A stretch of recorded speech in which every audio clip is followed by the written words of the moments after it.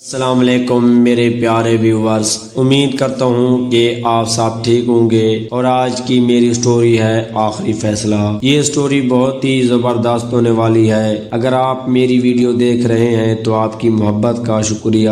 Please میری video کو مکمل دیکھیں، میرے چینل کو سبسکرائب، میری ویڈیو کو لائک کر دیجئے گا۔ آئیے چلتے ہیں سٹوری کی طرف۔ سونی میرے منہ بولے چچا کی بیٹی تھی۔ وہ ہمارے گھر امی سے قرآن مجید پڑھنے آیا کرتی تھی۔ جب مجھے اسکول جاتے دیکھتی تو حسرت سے کہتی کہ کاش میں بھی اسکول جا سکتی، مگر اس کے والد اجازت نہ دیتے تھے۔ تبھی امی نے اسے پہلی کا قاعدہ اور پھر دوسری کی کتاب گھر میں پڑھا دی۔ 5ویں جماعت کے بعد میرا بھی اسکول جانا موقوف ہو گیا، کیونکہ 6ٹھی کلاس کے لیے لڑکوں کے اسکول میں داخلہ لینا پڑتا تھا، جس کی اجازت بھائی نے نہ دی کیونکہ وہ خود اس اسکول میں پڑھ رہا تھا۔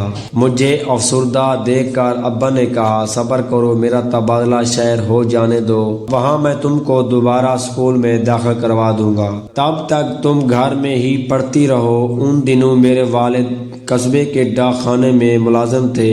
وہ ہر ہفتے شہر جا کر قصبے کی ڈاک لے آتے اور وہاں سے جو ڈاک آتی اس سے قصبے میں تقسیم کر دیتے۔ اس کے علاوہ پارسل منی آرڈر کا انتظام بھی وہی سنبھالتے تھے۔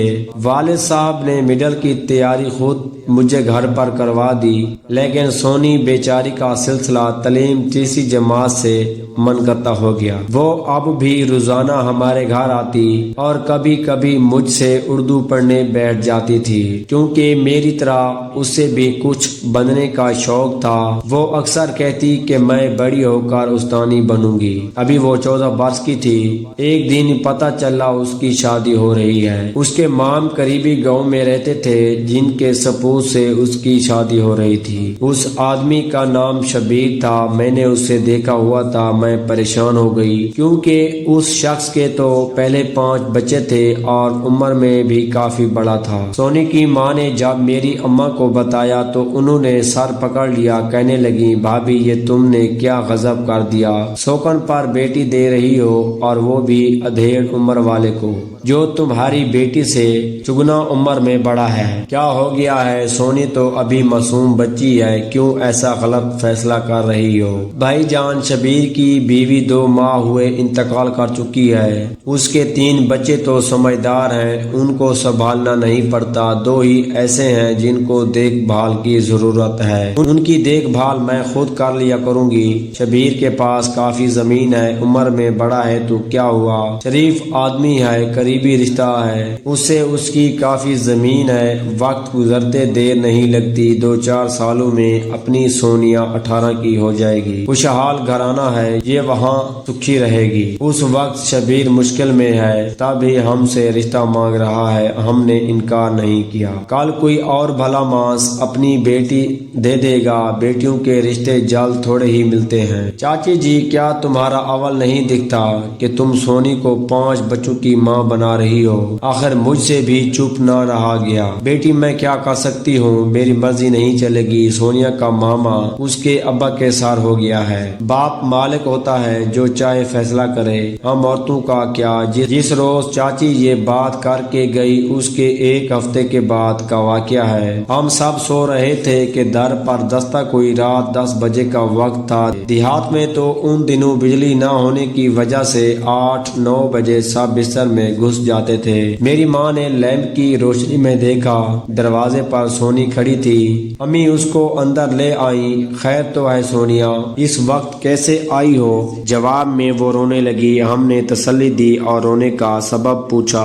وہ کہنے لگی چاچی گھر والے میری شادی کر رہے ہیں اور مجھے بہت ڈر لگ رہا ہے۔ مجھے ابھی شادی نہیں کرنی، پڑھنا ہے، اس لیے میں گھر سے چلی آئی ہوں۔ اب میں گھر نہیں جاؤں گی، آپ لوگوں کے پاس رہوں گی۔ امی نے اس سے پیار کیا اور سمجھایا کہ رات کو گھر سے نکلنا ٹھیک نہیں ہے۔ تم آج رات ہمارے گھر سو جاؤ، تمہارا ابا لینے آئیں گے تو کہہ دوں گی۔ میں نے بلایا تھا کہ عائشہ کی طبیعت ٹھیک نہ تھی، کل میں خود تم کو چھوڑ آؤں گی اور تمہارے والد کو سمجھانے کی کوشش کروں گی۔ سونیا اس رات ہمارے گھر سو گئی۔ اس کے گھر والے جانتے تھے، اس لیے اس کے پیچھے نہیں آئے۔ صبح جب میری امی اسے اس کے گھر لے کر گئیں تو چچا نے سونی کو اتنا مارا کہ وہ بے ہوش ہو گئی۔ امی نے سمجھانا چاہا، وہ نہ مانے، وہ تو غصے سے بھرے بیٹھے تھے۔ اس پر امی تو گھبرا کر لوٹ آئیں۔ جب یہ ہماری بات سننے کو تیار نہیں تو کہاں مانیں گے؟ ہم آج یہاں ہیں، کل تبادلہ ہوگا تو چلے جائیں گے، یہ جانے اور ان کا کام۔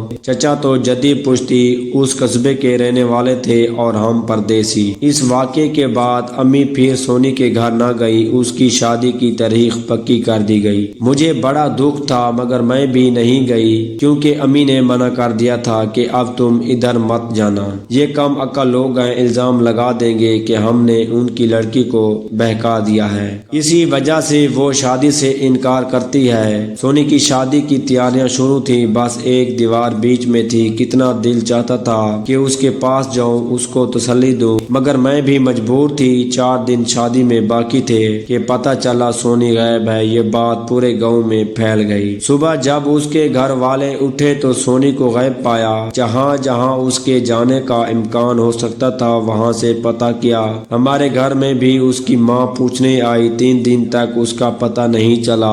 پھر کسان کے ایک لڑکے نے اس کے باپ کو بتایا کہ میں نے تمہاری بیٹی کو ایک آدمی کے ساتھ اس کی پگڈنڈی پر جاتے دیکھا تھا۔ جانے یہ سچ تھا یا نہیں، سونی کے والد نے اس کی بات کا یقین کر لیا۔ جب شادی میں ایک دن رہ گیا تو امی سونی کی ماں سے ہمدردی کرنے گئی۔ یہ دوپہر کا وقت تھا اور میں گھر پر اکیلی تھی کہ دروازے پر دستک ہوئی۔ در کھولا اور یہ دیکھ کر حیران رہ گئی کہ سامنے چادر میں لپٹی سونی کھڑی ہے۔ میں اس کو جلدی سے اندر لے آئی اور پوچھا کہ تو کہاں گئی تھی؟ تیرا باپ سارے علاقے میں تجھے ڈھونڈتا پھرتا ہے۔ میں کہیں نہیں گئی تھی، ادھر ہی تھی۔ ہمارے گھر سے تھوڑی دور زمیندار کے بھوسے کا ذخیرہ پڑا تھا جن کو ہم پلے کہتے تھے۔